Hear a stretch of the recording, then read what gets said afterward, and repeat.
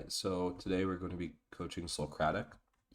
Mm. He reached out to me. He's a Gold 3 AD carry player. And you want to tell me a little bit about your goals for this season and the reason why you're getting coaching before we get into the VOD? Just generally want to get better at the game. Um, in terms of like a rank goal, I'm just looking to hit plat, and then when I do that, I'll try to go the Hmm. next level up. Um, yeah, So when just I'm, looking to get better in general. yeah, and just a question about the OPG a little bit because you've had, some string of good games, some string of bad games. It looks like you have a duo partner as well.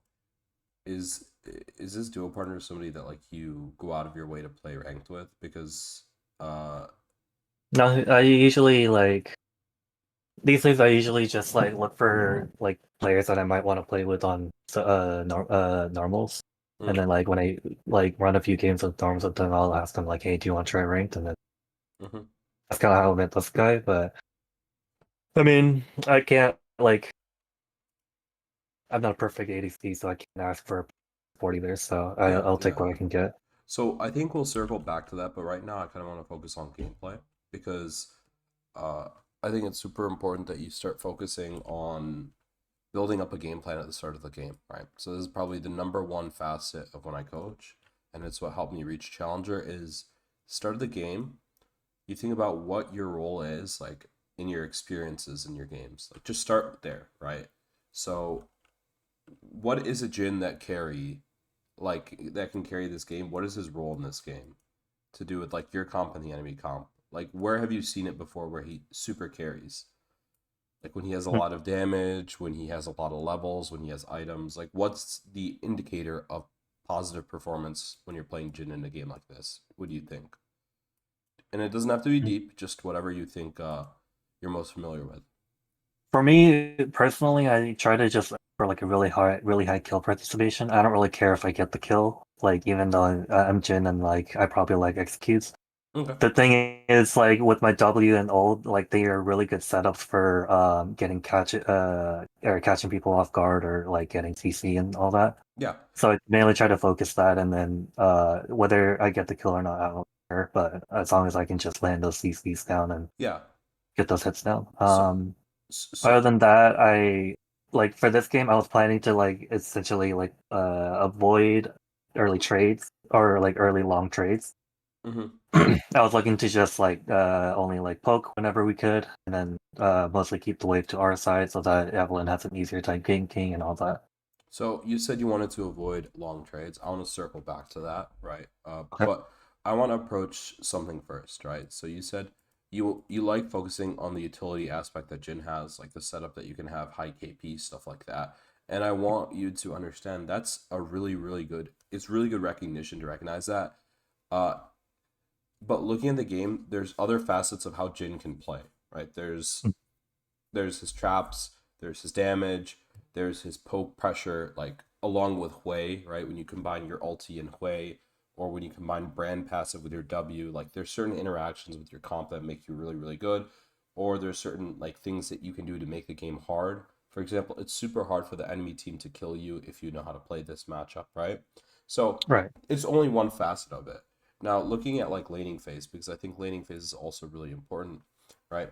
You said that you wanted to avoid taking extended trades, right? Versus it's Ash Karma versus Jin Brand, right? Mhm. So the question always is like, all right, what kind of fights do we win bot lane? Well, they have Karma, so it's kind of hard to win short trades where she's getting a mantra Q on you, and uh, well, you guys Well, have I Jin Brand. figured. Sorry. No, no, you can go ahead. Well, I figured like with Karma, her abilities are easily blocked, so all I have to do is just stand behind Yeah. minions and then rely on Brand to like set up So, QE or like mhm. his W or something like that, and then I W maybe get an auto off, and then that's it. That's kind of what I meant by the short trade. Yeah, I understand. You are familiar with Ezreal Karma, yeah? Yeah. So the reason why that's so powerful is because let me let the minions crash in real quick. But you see how the minions form two lines? They form a line here and a line there. And Mhm. so when you're autoing these minions, you have to be right here. And when you're autoing the range creeps, you need to be right there. Yeah? So Mhm. what Ezreal Karma can do is Karma can stand potentially here, Ezreal can stand here, and so the only spot that you can stand is hugging right behind the minions, and Karma can Q through there, right? And then Mm. Ezreal can get his Q stacked up and come maybe like loop around or run straight into you. And so that's why it's so strong. They kind of create like two arrays down here where it's very hard to stand behind minions, right? Mm. Similarly with Ashe Karma, Karma can isolate somebody if they aren't standing behind the minions, like if your brand is staying here, which is why you see him take such a big amount of damage here, right? So that Right. means Karma's able to hit this guy, but you're not hitting Karma. So in those situations, you either need to be playing up further or you need to be playing to hit the wave so that you can Mm.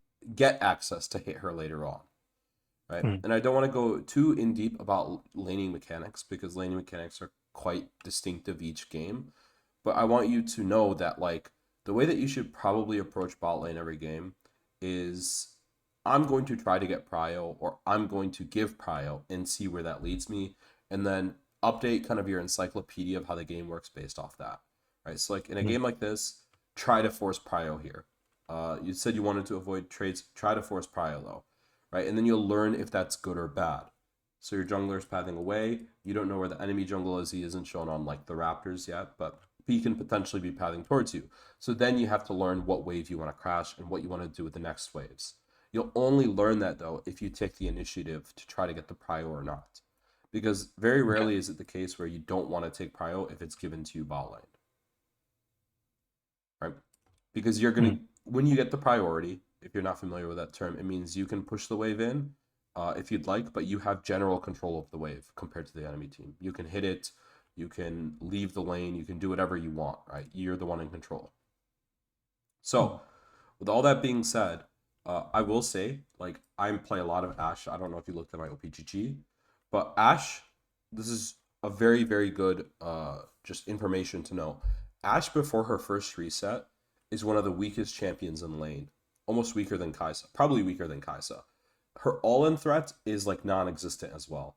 And the reason Mm. why is because the way that they nerfed all of her numbers on her, like, the base damage on her W, but they gave it huge base AD, and her passive on her Q is like completely gone now. Rather, this passive is gone now, so she gets no more amp damage when she hits you with the second auto.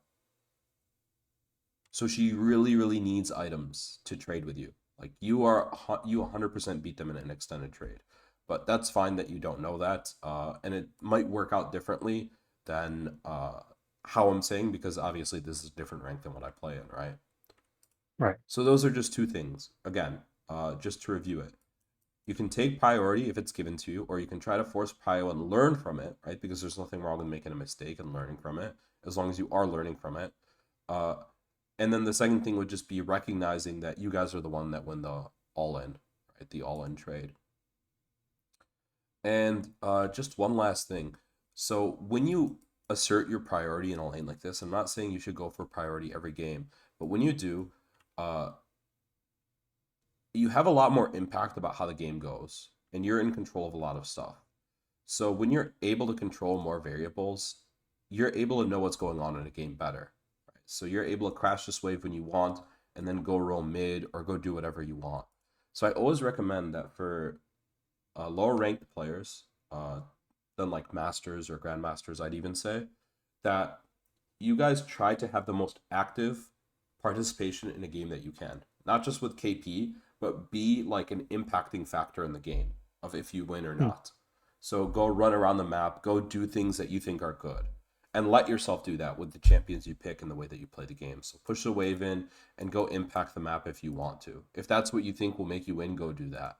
Because that'll teach Mm. you a lot more than just laning 2v2, 2v2. Because not these people, even in challenger, people don't know how to lane properly, right? So it's very rare that you're going to be learning something massive, right? Mm. And then how much would you say you play Jin? He's one of my highest paths. Mm-hmm. So you drop your autos on the wave here, which is good, right? And then yeah, playing kind of behind the minions, and you see how the brand subconsciously, he might not even do it on purpose, he walks up here so that the karma can't queue him, right? Mm. And that's when you just walk through and you have to push through as two to try to get wave access if you're going to go for it, which is what Brand's doing here. So you got the force shot, and when you have the force shot right now, you have force shot and Q up. You Mm. win every trade, pretty much every trade. So and even if the trade goes badly, you have barrier. So I would be completely fine with you just walking up and trading Q auto with the karma, and her trading Q with you. All right, got a good Q there. And again, I'm not going to micromanage too much. I'm just going to look at stuff that we could impact immediately. Like right here, level up timers. You see how these two minions are getting low right now? Mm. That means that they're going to hit 2. Their level 2 isn't particularly strong. Like, they don't have an ability that's going to stun you other than Karma W. But, like, your brand is definitely not in a good position right now. So I'd be backpinging him or doing whatever because you guys got to play back right here. They're going to hit level 2. And if they're playing better, they're going to be walking up a little bit further when they hit level 2 so they can abuse it on you. But yeah, again, what I would be looking for now that you guys don't have the priority is just make sure your wave is in a good spot by the time the Viego comes bottom. And you see Right. how, the way that I'm thinking about the game is I'm thinking about what I can do to control the game the most to put myself in a good position or to put the enemies in a position where they can't push a lead on me, right? So from one point to another, the way that I originally talk about this idea is always a decision tree. At the start of a game, you have like a lot of decisions to make. Some lead you towards winning, some lead you towards losing, right? Uh, Mm. and every opportunity in the game where you're able to identify like a moment that you can make a decision is an opportunity that you can learn from. But you need to be able to identify it first. So I identified, hey, Viego is on Raptors right now. Probably like you saw him, right? Start the Raptors. Right? He finished the Raptors. So you know he's coming bot lane. You identify that, right? Identify the fact that Viego's coming bot lane. You identify the fact that your Evelyn is going top, right? So if that's the case, what can I do to control the game and make it more positive for myself? Make sure my wave's in a good spot. Make sure Viego can't get anything when he comes bot lane. Mm. Alternatively, let's say that you guys have like a really, really strong 2v2 bot lane, much stronger than theirs, and your jungle is super strong as well, and both of your jungles are both the jungles are pathing down, right? You would want to get prio because that lets you guys fight the 3v3 that you win, and it lets your jungle get double skulls. That's a little Okay. bit complex, but again, it's important to go through this so that you understand where the decision points are and like every single opportunity that you recognize, you're able to improve upon. It's just going to start with that recognition. So, do you have any questions about what I've went over so far? Uh, no, makes sense so far. Okay. And then yeah, your wave is in a decent spot. They're just pushing in. So at this point, it's like you don't need to trade. But at this Mm. point, I'd be like, all right, Ash is running out of mana a little bit, right? She's spamming her W quite a bit, and she wants to get to base. Knowing what I know about like Ash, I don't want to let her recall, especially because your Mm. your Evelyn's coming here. So like you're maybe pushing the gank a little bit too hard, but let's see how this transpired. Did Viego invade the Evelyn topside? Is that what happened? I think he did. Okay, so the Viego chose to invade the Evelyn's topside instead of pathing down. So now your Eve shifts to bot side. And I should have noticed this on the minimap, but I was waiting for you to ask a question. But it's my bad. I should have noticed it. So I now, didn't notice the jungles in the game though. yeah, Yeah, you but have to notice the jungles. The jungles are super yeah. important. So now that this happens, you guys need to push.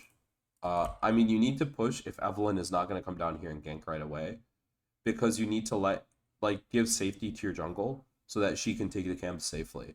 Now, if the Evelyn is good, what she'll do is she'll come down here, knowing that there's no ward in these bush. There's a ward in this bush probably. There's a ward in this bush, but they probably don't have a ward in Tribrush, right? Mm. Uh, and she'll just gank them and then go do the camps afterwards. But again, people don't play the game perfectly. But let's talk about what you can do. What I like you doing here is holding your force shot for the gank, right? That's really Mm. intelligent. It's smart to hold your force shot. And then right here, when Evelyn hits the charm, right, you shouldn't try to like min max the root. Just shoot your root because you're saving Mm. this force shot to do the most possible damage that you can, which is going to come after Evelyn's electric Q and it's going to come after your Q. Mm. So, really easy Jin combo is always just like eat, like use your trap and then W in place. You don't have to do the trap if you don't want to. Like if you have low mana or something, you don't have to. It's not like of utmost importance that you use the trap, but it's definitely nice to get in the habit of. But using your auto at this point is not the greatest because the electrocute damage didn't come through, and it would have done like 80 more damage if you would have waited until after Right. your W and Q, and she probably would have died. So Yeah, no, I kind of forgot that like Evelyn's like the spikes on the ground that can also trigger her charm. So I wasn't really expecting her CC. I was expecting to like have to force shot and then do the W off my old force shot. But yeah, that's all right. I That's all didn't. right. I mean, you Yeah, just explained why, what made sense to you, and as long as you have like some sort of logic, uh, then that's fine, right? Because you update the fact that this worked or it didn't yeah, work or whatever, and that's good. yeah. I So just need to keep in mind that Evelyn. yeah, this is kind of a fundamental mistake here, right? So when you're looking at the karma right here, and you hit the karma with the brand Q, right? So Brand's out of juice right now. He's got nothing, right? So since Brand has nothing right now, you don't want to go for the karma because what that's going to create is you're going to be walking up here, Ash is going to be walking down here, Mhm. right? This isn't like proper trading patterns. The way that trading patterns work is if one person walks away, you guys collapse on the one person that's in range. And let's say like if you're gonna 100% kill the karma, that's different. But there's no way you're gonna kill the karma, right? Right. So the proper trading habit is to just commit onto this guy.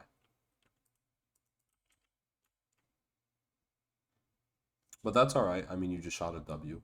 We don't need to microanalyze everything. But we'll go over a little bit more of laning phase, and then I want to go over just the idea of being an active participant in your games. That was a really good W. And around this point in time, right? Mhm. When you're deciding to see if you want to push a wave in, you can slow it down as much as you want until you get the information that you need, Mhm. right?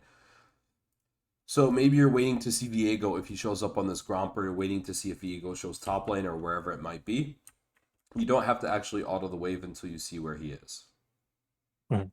which is good. You just last hit it here, right? Last hit it, last hit it, last hit it.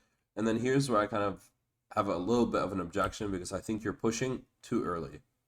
So just wait, right? If Viego shows on top lane, then you can save your mana for a more impactful spell. And of course, you're hitting level 4 anyways, so you could easily clear this wave out. And if he doesn't, then you can just play to soak XP and keep them in lane, and you can CS like the cannon, right?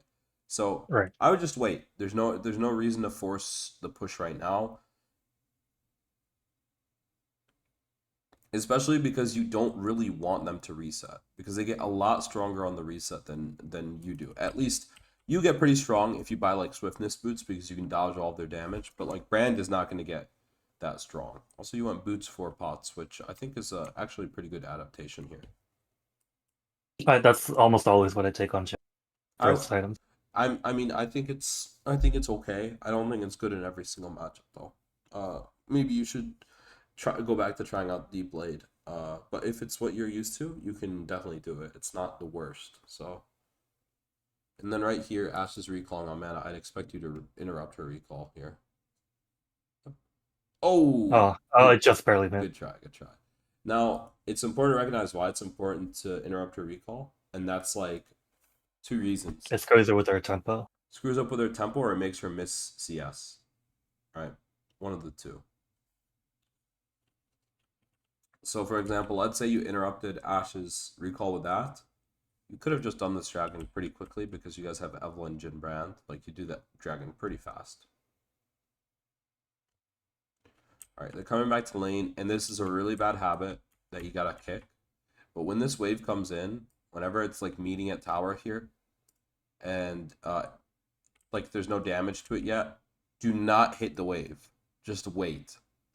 And the reason why you wait is if a situation like this occurs where you see Viego here, the wave was pushing into you, and your jungle is here, but you went ahead and pushed the wave already before your wave met. And so now Viego has an easy gank angle on you guys. So just wait, you don't need to even auto it a single time. You can just wait. You see them start the dragon, I guess, right? You should be able Mhm. to see them. Well, actually, he kills mid lane instead. I'd say that's also a really huge thing is just pay attention like to the information that's going on in a game.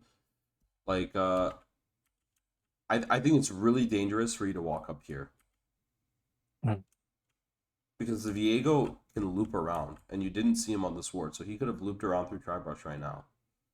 right. And then you see him at that point. And at that point it's like, okay, it's chill, right? Like you can play up. Since you see your Evelyn's not contesting, you just go back to bot lane, which I think is smart.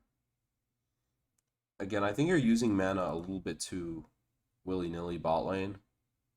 Maybe you want to hold on to your spells a little bit more because you're just keeping enough for one rotation of spells, and as soon as you use it, you're out of mana. So it kind of sucks. Right. Like if you had a little bit more mana, you could possibly trap Q her there or do whatever. But again, you have no mana. Are you running POM or no? Oh, I think I did have it have PLN. dude, what is this? I can't click on it for some reason. Oh, it's because I'm clicking on the tower. There you go. Yeah, you did Yeah, have I had POM. presence in mind. So yeah, looking at kill windows, right? Like, it's not really massively in your control because both supports are staying bot lane. But if it was Jin versus Ashe, you could definitely look for kill angles there. I like how you baited there. I think it's a Mm, little bit panicked to flash away, right? Whenever you're going for a play like this, you should have an understanding of the rules of the engagement, which is like what's actually going to happen. mm, So right, we should know that Brand is going to be close to 6. We should like ask him, or we should be aware of what his XP is. Not to say it sounds super hindsighty, but it is something that high level players do, right? mm, Uh, and then we should also know how much damage they have present, right? So if I get hit by everything here as Jin, am I dead? Let's press tab and look. Ashe really doesn't have much items. Karma doesn't have much items. You can outrun them. You have barrier, right? Like there's pretty much no way you die here. And you know right. Karma has no heal, so it's gonna be hard for them to chase you down. So what I would say is like using your flash in a situation like this, it removes your ability to influence the game because you can't use your flash to play up anymore. And now like you die a lot easier. Especially like if Ash shoots the arrow at you, you don't have cleanse anymore. So it's gonna be hard to dodge if you're getting like Xerath Ard and Ash Ard. And then you kill this guy, you can open up with your R on the Ash. I would have opened up with R on Ash. Oh, jeez. And the reason why I would have opened up with R is because it would have forced out one of her summoners, if not both. Right. I don't think she was killable, but I guess she didn't expect the Evelyn damage. But regardless, good result, right? And now whenever you have a situation like this where you're like, do I go for plates or do I go for a reset? You need to look at the map, right? So where do you think Viego is right now? Viego is probably hitting the grubs, or he's probably on his wolves. One of the two options, right? Are we going to contest grubs now that Evelyn R is down? Probably not. And is there an item that I desperately need to play gold for? Not really, right? So going for one plate here is chill. You're not going for two, but you're going to get interrupted here against the better players. So maybe you got to run back a little bit further for the recall, especially because as a cannon wave, you can afford to greed a little bit for the plate. So that's good. But yeah, I think this is I mean, it's decent gameplay, but the things that you got to work on are a lot of stuff regarding like oh, all right. I'm not a fan of that. Let me see this. So you saw Evelyn was coming bot lane here. So why do you pop the R this early? To slow them. Okay, and do you think you need to slow them in order for them to die, or I think it would be easier or it would be a better way to ensure that they actually get caught by the support and the jungler. Like if I focus my shots on at least like one person, if I was better, I could do it for both. But like if I focus my shots on one person, that's like that's like I don't know what the percentage is, but like a really big slow for a long time, so they can't escape. yeah, but Because I saw them, I could see them like still like getting away like through the bot side of the lane, yeah, like the edge of the lane. yeah, If I I didn't understand. ult there. I understand. So what I'm trying to get at is this is good if you're looking at this set play. Right? So let's imagine the timeline of a game, right? And we're starting at 9:30, right? We're at this moment, 9:30, and we're going to like let's say 11 minutes, just as an example, right? So we're going to 11. This play is just right there, right? It's just this amount of time and that's all. It's like a 20-second sequence where you kill the karma, right? That's maybe what you're viewing at, but I want you to try to look further and past that play. So Hmm. let's say you retain your ulti, and karma ends up dying without anybody using valuable cooldowns. What can you do afterwards? Use my ult to pressure them out of lane. Like I don't have to immediately use it, but like No, I can at least use the threat of it. don't think abstract. Think about what happens after. If you hold your ulti, right? What's happening after you you kill the karma? What directly are you doing after you kill karma here? I mean, by that point, Ashe is probably already a turret, but so we can't really dive her. But What? Okay, so why can't you or we dive her? could dive her. We could dive her if Evelyn manages to keep her ult. But Well, I don't think I Evelyn feel like needs this ulti, condition does she? in order to dive. No, no. You can have Brand hit her, no? And I mean, it doesn't. What I'm trying to get at is think about what's Mm. happening after this play. Like let's assume you kill Karma and you don't use ulti. Just the idea, you kill Karma. What do you do next? Just next, exactly next. Don't overthink it. I just push the wave and You push then the wave. see if the jungler needs help with anything else. Yeah, so you push the wave. When you push the wave, what are your options? You can either go into the enemy jungle and do something, or you can take plates, or you can dive the Ashe. Yeah? Mm. So I think your R helps with two of those things. Mm. So if you can avoid using your R, then it would be better. And I'm Mm. not saying that this is a hard rule that you should follow. I'm saying in this game, what you need to be better at is looking ahead of time. Mm. Karma has no flash, no heal. So if she gets hit by the Evelyn charm, she's dead, 100%. You just have to wait for the charm to come through, and then you root her, and then Brand stuns her. She's dead. You don't need your R to do Mm. anything, and Evelyn is gonna catch up with her. Right? And if it seems like she's running away and she's gonna get away, that's when you can pop R, because that's when Okay. like you're gonna guarantee the kill then. But if you wait and see if it develops where she's gonna die and you don't need to use R, that all of a sudden opens up a play where let's say you didn't use your R and you got that same result where Ashe has to flash. I think it's actually pretty easy to dive the Ashe here, even with no Evelyn R ulti. You know what I mean? You could just shoot your R at her when she gets clipped by like a Brand E or something, and then chunk her down, and then have Brand walk in, flash out of tower range when she dies, stuff like that. So I really think it would have Mm. been a lot easier than you think. But again, maybe the game works a little bit differently at this rank, so it's whatever. Oh shoot, this Brand should have died, huh? Yeah, he should have died or flashed. All right, well, let's see. I'm gonna watch just a little bit more, and then I'm just gonna talk about some gameplay concepts that I just want you to focus on if you want to get better. Because I've taught you a lot about like specific things that you could be doing, but these specific things are not actionable if you don't have, uh, you know, The right conditions. well, a good game plan on how to like generally get Uh, better. So like, if I could put you in a position every game for you to play better, then you can play better, right? But if I just tell you all the things you're doing wrong, it's not going to make you a better player. mm. All right, let's watch this. See if you've messed anything up.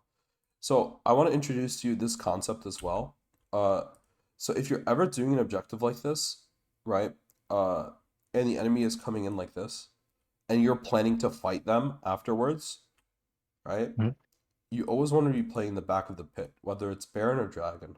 And it's kind of a hard thing to get used to as AD carry because it feels shitty trapping yourself against terrain. But I want you to think about it like this. Let's say I'm doing Baron on the red side of the map, so I'm this team, right? And then the blue team is coming from the bottom side, right? Let's Mm. have the red lines be represented as tanks and the blue line, or front line and the blue line be AD carries, right? So let's say my tanks are hitting the Baron, right? And I'm hitting the Baron here. Whoops. Where's the blue side going to be coming from? Yeah, from towards the back line. Towards the back line, yeah. So they're going to be coming from here. Sorry, just give me one second. They're going to be coming But would towards. Evelyn be enough of a front line to actually like hold them off though? Well, Because I that feel like they just kind of run us down if I went that way, yeah. This isn't and I don't games. have flash to escape This either. isn't game specific, but I'm just saying in general, right? Uh, Right. this isn't specific to this game. Is all I'm saying. So Okay. if you are planning to fight them regardless, right? Like Jin is not a champion that you want to be frontlining on. There are certain AD carries that can get away with it, but like Jin doesn't really want to do that, right?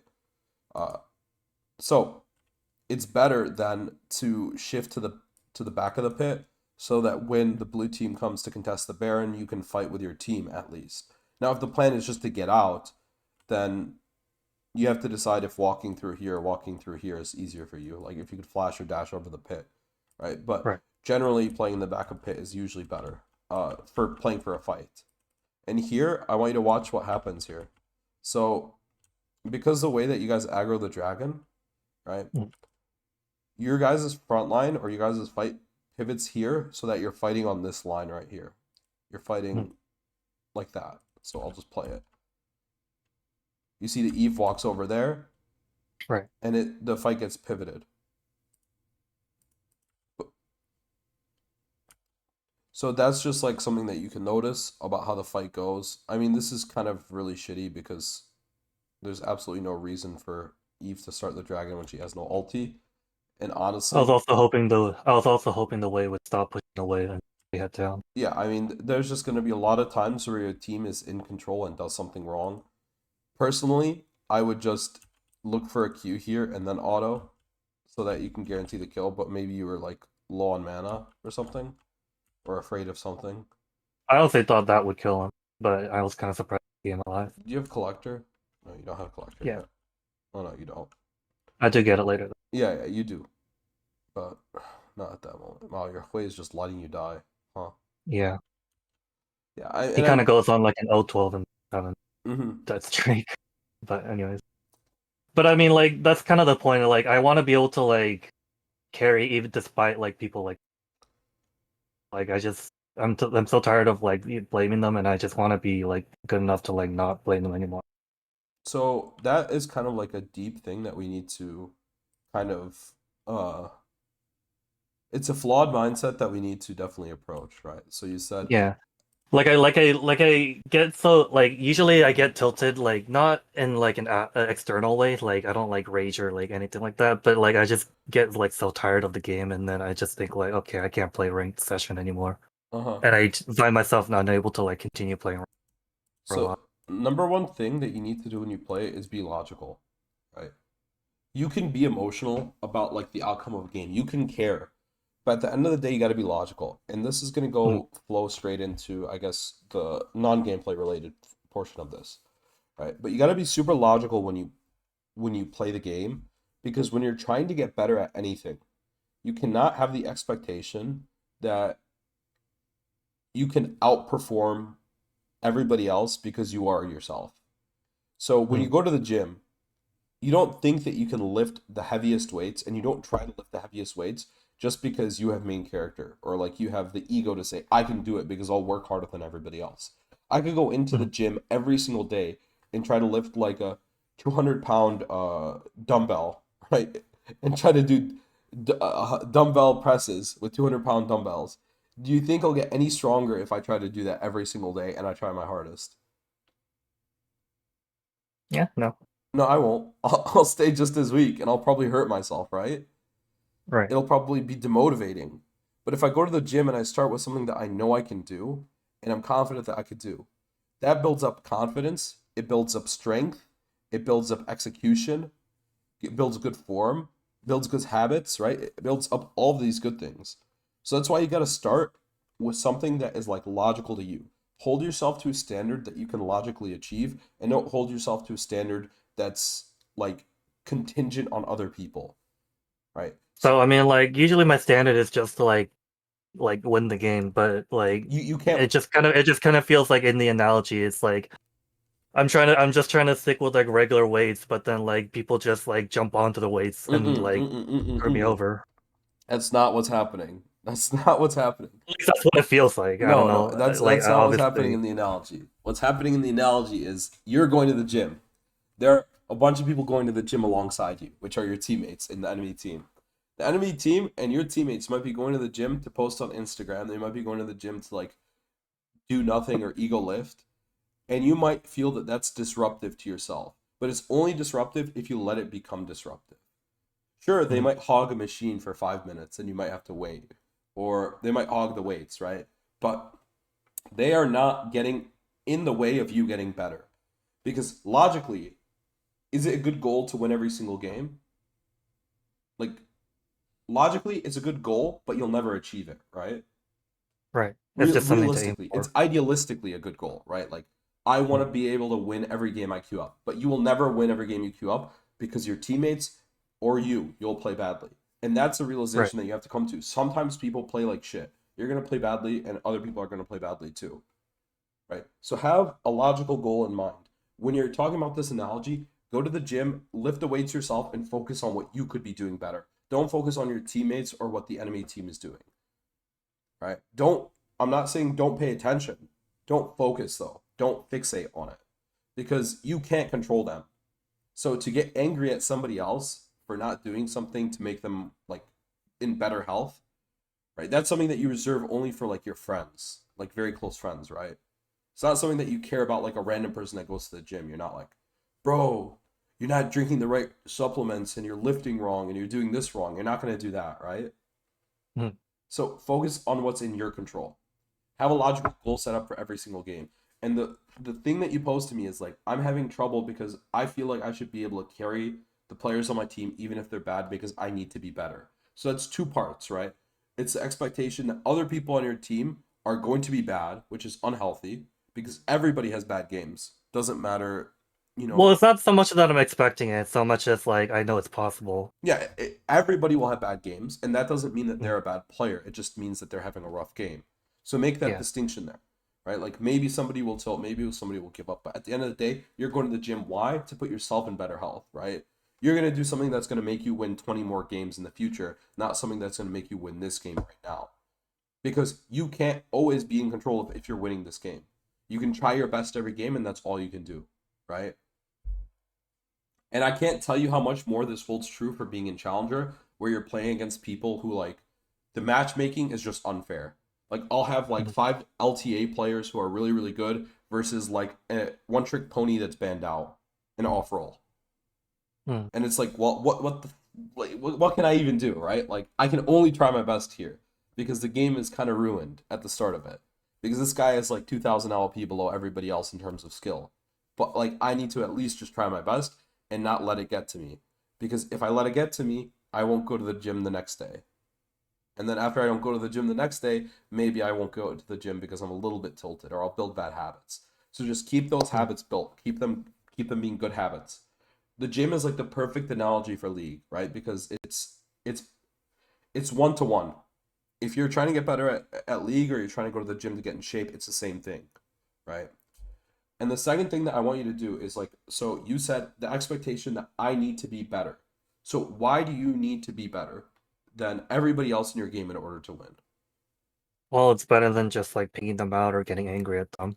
So you If I can just like carry the game and make it so that everyone else chill. yeah, so your approach to this, it's very natural and intuitive. Right? It's that I cannot control the other people in my game. So if I do my best, then I'll be able to at least be happy with doing my best. But there's Right. two facets to that.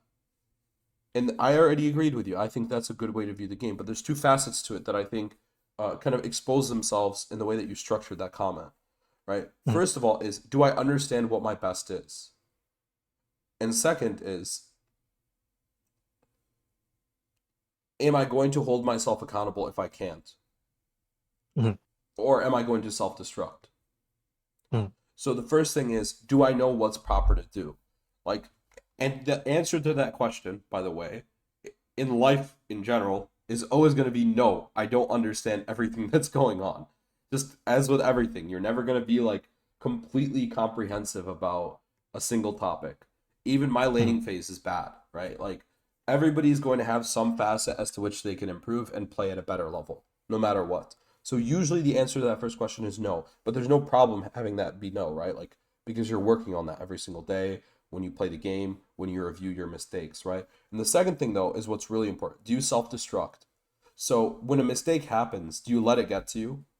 Or do you understand that mistakes happen and that you need to recognize the root of the cause so that you can do better in the future? So, Yeah, I guess on that second part, I'm not very good at like letting up on myself. Like whenever I fuck up, I usually do like beat myself up on it a yeah. bit. So I want you to view it like this. Imagine you're at the gym. Again, perfect analogy. You're lifting a weight and you're going for a new max. Like, you know what a max is, right? When you max out on a weight that you've never hit Right. before, right? Imagine you're going for a new max, but you can't do it. Are you going to blame yourself in that moment, or are you going to recognize that there's probably some decisions that led me to not being able to push this wave? Whether I had like a lapse in my routine or I didn't have the proper execution on the lift, I need to practice my form more. But are you going to get angry at yourself? Are you going to destroy yourself because of the fact that you couldn't lift that weight? I mean, is that healthy rather? No, right. In no sense is it healthy, right? So Right. the same thing in a league game, and it gets really, really hard for me. Again, imagine it amplified it kind of like 10 times for me. And I'm not saying just because of my rank, but I'm playing on streams, right, where people have 50, uh, up to, I wouldn't say 50K, but way back during COVID, it was 50K. But like nowadays, it's more like 5,000 people are watching or 10,000 people are watching my game collectively, right? Not because I'm Mhm. streaming, but through other people's stream. And if I don't play well, all of their opinion of me is going to be really, really terrible. And I have to get over that every single time I queue up because it's like something that you can get used to, but it's not something that you can always just overcome. I mean, there's a reason why NBA players miss free throws when they're in the clutch, right? Uh, Right. it's pressure, and there's a lot of pressure. And you can either let that pressure push you towards doing better, or you can let it destroy you. And it sounds kind of silly to talk about this. No offense, when you're talking about gold, but it's the same with everybody, and that's why people get really really emotional when they get into their games.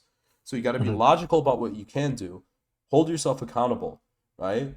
But don't ever feel like you can't recover from a mistake because it's something that happens in pro players too. They get super frustrated. They're like, "Oh man, I messed this up," and it's frustrating to make a mistake for sure.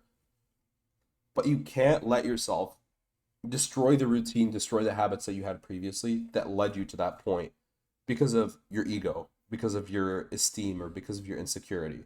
You have to be Mhm. secure in yourself and understand if I just understand the root of the problem, I'll do better. I should have drank more protein shakes. I should have been in the gym more. Whether that's like looking at league, I should have been paying more attention to where their jungle was, whatever it might be, right? So you got to be very, very, I wouldn't say forgiving of yourself, but you have to have a short-term memory when it comes to Mhm. making mistakes. You make the mistake, you recognize why it happens, you try to come up with a way to be better at it, and you move on. You do not let it get to you, right? So that's my advice. Now, going over like another non-gameplay related thing, if I just hop out of the game real quick, I have like a slideshow. It's in my Discord. If I just go to it real quick, uh, where is it? And this is like a really old slideshow I made, right? Like super, super old. But I want you to think about it like this, right? So, uh, let's see. The level of stress that you have in a game, there's going to be a level of stress that's healthy, and there's going to be a level of stress that's like impairing how you play. And I don't know Right. if this is impactful for you or important to you, but the idea is if you push yourself too far up this, right, and you get too emotional when you play the game, you're going to be typing to people, you're going to be tilted, you're going to be doing bad things because you're not focusing on yourself. But at the same time, if you dissociate completely with the fact that you have emotions about the game and you don't care at all if you win or lose, you're always going to play worse as well. So there's a balance Right. that you need to find where you're like comfortable with yourself making that mistake. And when you're comfortable with yourself making that mistake, that's when you have the optimal performance that you can get, right? So, and then the other thing that I want to talk about is just where is it? Game theory, blah blah blah blah blah. This is a slideshow I used to link to people way back. But So, the idea of inversion thinking, right? So at the start of the game, think about where you want to be at 20 minutes to win the game, and think about how you could get there. It's very, Mhm. very helpful. So, if I could go over just three general tips out of this session, just to summarize everything, right? It would be first thing is going to be, of course, mental, right? You need to have a good mental and you need to work on thinking about league like going to the gym, right? You cannot beat yourself up about it, but you can't go into the gym and try to lift up the heaviest weights every time. It's okay if you need to start small, as long as you're building up a solid foundation and you give yourself the chance to do better in the future. At the start of every game, give yourself an honest shot to do your best. Most important thing. All right, so that's first. The second thing would be try to be an active participant in your game. Sorry, that's a little bit hard to see. Let me use a different color. Just use red. Be an active participant in your game, right? Pay attention to what's happening. Look at the patterns that happen in your game. Pay attention to where the jungle is. Just take 1 or 2 seconds to look at the jungle. And people a lot of times they ask me like, how do you get in the habit of looking at the jungle? You just need to think about it. Force yourself to get in the habit of thinking about it. If you need like a little beeper going in the back every 10 seconds, sure. But I don't think that's a more effective way to do it. Usually, I'm looking at where the jungle is because I know it's impactful to a certain degree. So understand Mhm. why it's impactful, and then you'll always be looking. So the best way to put it is, if somebody asks you, when should I look when I'm crossing a street at both sides of the road? I mean, let's say it's a one way. There's no reason to look one way and not the other. I mean, there's no reason to look like both directions if it's a one way road. You just look one direction. But if you're crossing a two-way road, you need to look both directions. If you're crossing a pedestrian path, you probably don't need to look, but maybe there's a bike, right? There's a bunch of conditions. Just use your head, right? Think about like what is the worst case? What can happen to me if I don't pay attention? How likely is it to happen? And then you'll look. If you need to look, you'll know to look. You won't just cross the road without looking, I hope, right? Right. And then the third thing, of course, would just be mental, active player, right? And then I would uh try to have like a game plan at the start of the game that you follow through. Sorry if my writing is kind of bad. Try to have a game plan at the start of the It's game kind that of you follow awkward through. writing with mouse. Like, I mean, I'm pretty good at it, but I'm kind of just bad at it right now. But I have a video. I have a video that I made about this as well that I could send to you on my mhm. YouTube, and I'm not doing this for promo at all, by the way. I just made a video about this shit. No, Forgive, by all means, if it helps, then forgive my I made a video going over this exact type of thing, but when you're doing a VOD review, and what I want to see if we do the next session is I want you to be able to pull up a VOD for me, and I want you to be able to explain the thought process from the start of the game, following that decision tree down. Like, what decisions did you make? At what point do you think were the most impactful decisions? And then I'll talk with you about like if I agree with you or I disagree with you. Like for example, like the champion you pick. Well, this game started with this, started with that, and then I decided to pick this champion because I know this champion can do this, right? I'll talk with you about if I agree with that. And then you'll be like, mhm. all right, I started this item, I went this rune page because of this. And when you're able to talk through it, it gives you a level of self-sufficiency to the point of like even if you're wrong about something, you'll learn that it's wrong and you'll be able to correct it yourself when you're doing Mhm. this. I'll give you just one anecdote. When I used to play collegiate 4 years ago or something, I was a diamond player, diamond two. Like you could look at my old OPGG probably, and my Mhm. account is decayed right now. My other challenger account is decayed right now because this one was challenger playing mid lane. But in season 9 was the season that I hit challenger and then I broke my arm. But the season before that was season 8, right? So in season 8, I was playing the game versus like grandmaster and challenger players, and you could see my win rates were terrible, right? Uh, and I was like a diamond player, and every single time I was getting to a point in laning phase where I was getting consistently outlaned, and I'm like, okay, maybe I need to try a different champion. I tried a different champion. Okay, maybe I need to stop trading. I like stop trading. Maybe I need to focus on CSing. Maybe I need to focus on taking TP. I tried modifying every single thing. But until I recognized where that decision lied, where I was making the mistake, I wasn't able to correct it. But when I was able to understand, okay, the decision that I'm making lies in the trade itself and not in something in my control previously. Like I shouldn't try to take a different room page just to not die in laning phase. I should focus on not dying in laning phase as its own problem, right? uh that's when I was able to correct it. I was like, okay, maybe I shouldn't greed for this minion, or maybe I shouldn't try to CS every single minion on the first wave if they have the ability to poke me out. I'll just sack the minion and I'll just be in a better spot later in the lane, right? And that's how I got better. But until you're able to flesh out those decisions and recognize that, like, talk through your game and be able to say, this point I was thinking this point I was thinking this point I was thinking this. When you're able to do that, you'll get a lot better. So again, just those three things, right? Be active, have a good mental, and be able to have a good game plan running into every single game. Okay. Do you have any questions about like anything other than that, or any specifics about that, or no? Uh, there- um, no, but I mean, okay, so like, you said for the next session, like, make sure I have like a like a like an idea of like what my game plan was for the next VODs or so. Yeah. Um, so okay, VODs. Did you need like in cons as well to hear like how I No, communicate and stuff, no, no, or no, no. I don't need any of that. I just want you okay. to be able to like, all right. So think about it like this. If you're able to recall what you were thinking in the moment and explain to me what you were thinking in the moment logically, like when you talked about that Jin W, why you didn't shoot it, I'm very happy with that because that shows that you're being active and you thought about what you were doing before you did it. And that's why it's important to be able to commentate what you want to be doing. So Mm, that's why I start with the inversion thinking. Think about where you want to be 20 minutes into the game, 30 minutes into the game to carry, and try to get to that point, right? So when I'm playing Jinx, where do I want to be 20 minutes into a game? If I could have two items, the game is amazing, right? mm, So you could set that as your goal, although it's probably a little bit unrealistic, right? Maybe you want to say 20 minutes, 23 minutes, you want your first two items, right? mm, But regardless, what I'm trying to get at is I want you to be able to just like look back when you're watching the game and explain exactly what you're doing. So I could do okay. that in my games, right? Like every single moment. I'll just show you this really, really quick while I talk about one thing in the passing, as long as you're okay with it. Like for example, Mm, I'll play this which Aphelios game was good? I think this Aphelios game was good. But I'll be able to talk about every single decision I make in the game, right? And why I did it.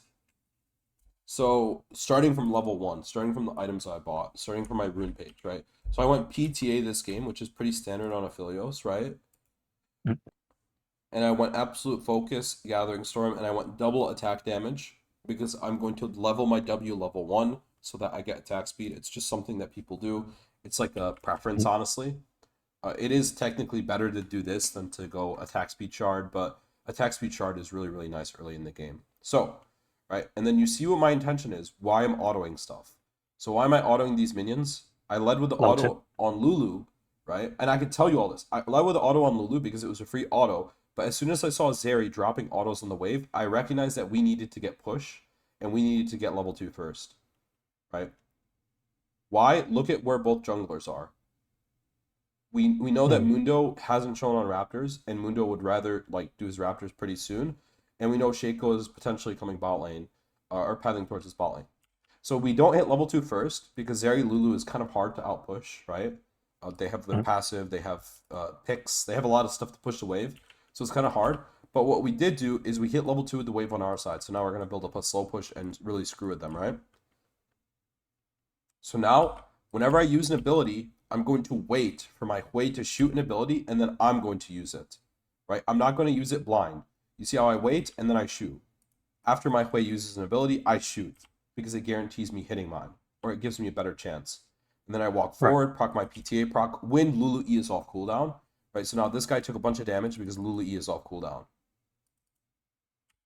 Proc my PTA, hit my auto, right? And now I'm thinking about cycling my weapons. So I have when I have low ammo on red weapon, then I can cycle back to my purple weapon. My purple weapon sets up free kills because they don't have a cleanse, right? So I'm thinking about all this stuff. Even before this situation happened, I'm thinking, if I hit purple weapon means I can kill them. I saw my Shaco go top lane, which means Mundo's going to be able to touch bot lane first, which means that we got to be a little bit careful about the Mundo gank. Maybe potentially check. Right? Watch. I wait for for her to use her E. I wait for my Hui to use the E until I use my abilities. And I recognize what timer Mundo's going to be bot lane. Mundo's going to be bot lane on what timer? Like right now, yeah? These minions I hit somewhere level around 3 30 on. minutes. Yeah, so I'm going to hit 3 off these minions. So you know what I'll do is I'll hit 3 and then I'll back out. Right? I'm not playing over aggressive right now. Look at their HP. Their HP is really, really low, but I'm not playing over aggressive. I'm respecting the gank, right? Mhm. I don't have vision of Mundo right now. We don't have a ward. Potentially I should have warded, but I thought my Shaco was coming bot lane. I don't have a ward. So think about it. I knew this gank was happening, and I respected it. So I wasn't in a shitty position to die. Right? And watch this. I don't use my purple root because I'm waiting for Zeri to get in range to auto me, and then I'm using it. My Hui heals me to get in range. I root the Zeri, and now the Zeri dies. I think she dies. Yeah, she dies. There we go. So every single decision, I'm able to talk through it and give you context as to why I'm doing something. Because there's a reason behind everything. I'm not asking you to be at that level, but I'm asking for you to like Start trying. start small and start trying, you know? There should be a reason why you do everything. And it's going to take you a long time to get to this point. I don't want you to feel pressured to make like all these decisions that I'm making, but what you can do is you can just start with the bare minimum, right? Like where do I want my lane to be? How do I want to trade? How much mana do I want? How do I want fights to go later in the game? Start with that. Just start thinking about it. And when you think about it ahead of time, it's something called priming, right?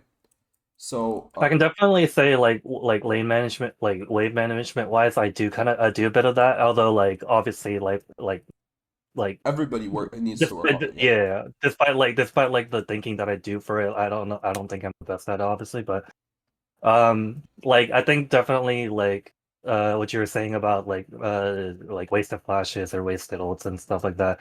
Sometimes I do kind of like kind of pull the trigger on an ability too early because I think if I wait too long it'll be Yeah, or too something like late. that. So I could definitely try to make sure that I have a reason first before Do I you use play it. any shooters or no?